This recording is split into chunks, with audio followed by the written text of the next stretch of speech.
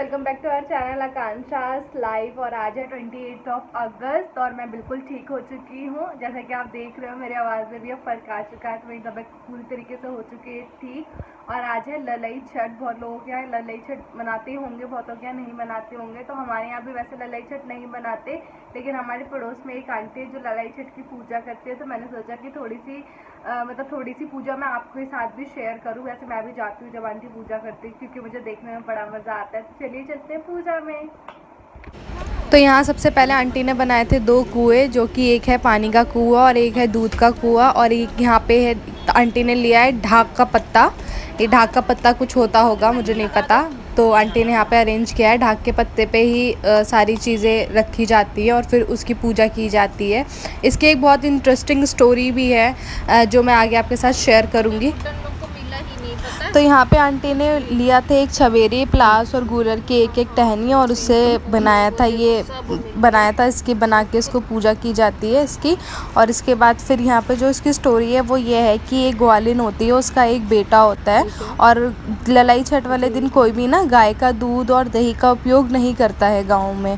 तो ललाई छठ का दिन था और ग्वालन को अपने दूध दही की चिंता थी, तो वो गांव में बेचने गई अपना दूध और दही, और उसने गांव वालों को झूठ बोल दिया कि ये गाय का नहीं है, ये भैंस का है। भैंस का नाम लगा के उसने गाय का दूध और दही बेच दिया था। और जब बेच के वो वापस आती है अपने बेटे के पास, तो वो देखती है कि उसका जो बेटा है उसको चोट लग गई होती है, क्योंकि खेत में उसका बेटा होता है और खेत में किसान आता है, किसान का बैल भड़क जाता है और एक जो कुल्हाड़ी होती है, हल होता है, वो उस बच्चे के पेट पे लग जाता है। तो इसका अपने बच्चे को पीड़ा और दर्द में देख के उसको एहसास होता है कि मैंने गलत काम करा है, मुझे ऐसे झूठ बोल के दूध दही नहीं बेचना चाहिए था। तो वो अपने पाप का प्रायश्चित करने के लिए दोबारा गांव वालों के पास जाती है और गांव वालों को बोलती है कि मुझसे गलती हो गई है, ये दूध मैंने भैंस का बता के आपको भेज दिया है, लेकिन ये भैंस का नहीं था, ये गाय का था, मुझे माफ़ कर दो।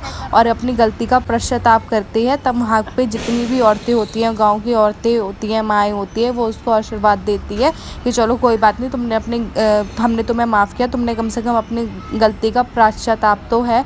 तो इसीलिए वो उसको माफ़ करके आशीर्वाद दे के बोलते हैं कि जाओ तुम अपने वापस घर जाओ। और जब वापस घर आके वो देखती है तो उसका बेटा होता है वो बिल्कुल ठीक होता है, उसको कोई भी चोट नहीं लगी होती है और वो बिल्कुल ठीक ठाक बिल्कुल सलामत होता है। तो ये जो व्रत होता है वो बेसिकली जो माँ होती है वो अपने बच्चों के लिए रखती है, ताकि अपने बच्चों की वो लंबी उम्र की कामना कर सके और उनके बच्चों का जो भविष्य हो वो अच्छा हो। तो इसलिए माएँ ये व्रत करती हैं।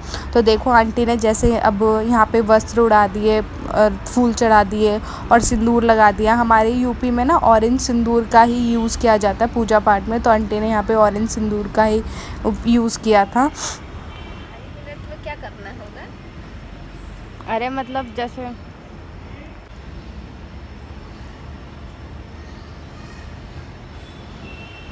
ऐसा भी कहा जाता है कि आज के दिन ना कृष्ण जी के जो बड़े भाई थे बलदाऊ, उनका आज जन्म हुआ था। और आज उनके जन्म पे ये जो दिन है ललाई छठ के, इसको हल षष्ठ छठ भी कहते हैं। तो ये आज उनका जन्म हुआ था, तो इसके उस पे भी आज ये दिन मनाया जाता है।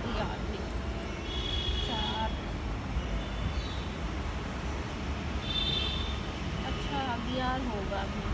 और ये कंडी तो है ही नहीं, किससे चलाऊं भाई?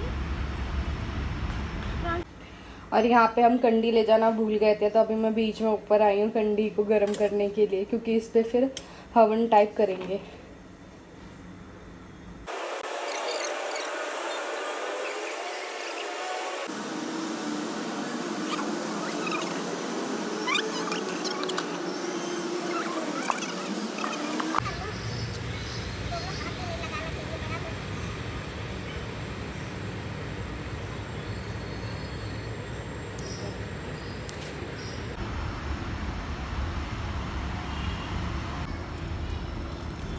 और अब आंटी ने लगाई थी यहाँ पे परिक्रमा 6 बार। इसमें सब कुछ 6 बार ही करते हैं, मतलब टीका भी 6 जगह लगाते हैं, पत्ते भी 6 रखे थे आंटी ने प्रसाद के, और परिक्रमा भी 6 ही करी थी।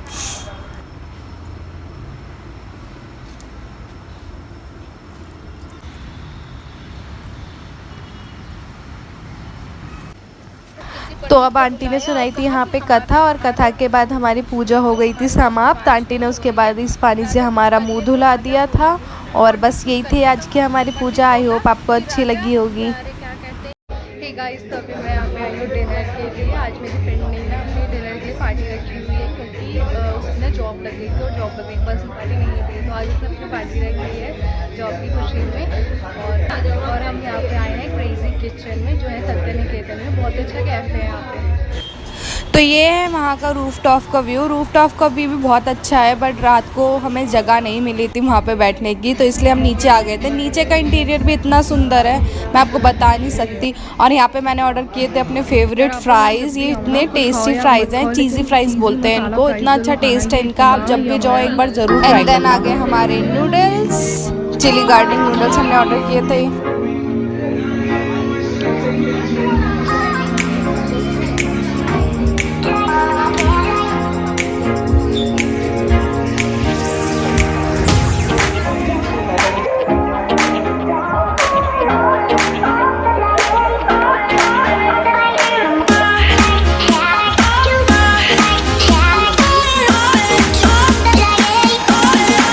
गाइस पार्टी आर डन और हम जा रहे हैं अपने अपने घर। बज चुके हैं 10:30 के आसपास हो रहा है। बस एक बीच में एक ब्रेक लेंगे, आइसक्रीम ब्रेक, क्योंकि बिना आइसक्रीम के ना पार्टी ख़त्म नहीं होती। मेरी तो स्पेशल मुझे आइसक्रीम वाला बहुत ज़्यादा पसंद है, तो अभी सिर्फ एक ब्रेक लेना है आइसक्रीम का और उसके बाद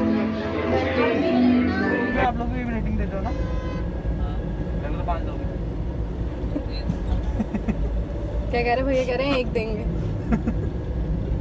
बहुत पकाओ कस्टमर था, रेटिंग है ये तो मतलब कैब में भी नहीं छोड़ता किसी को, हमें तो पका के रखता घर पे।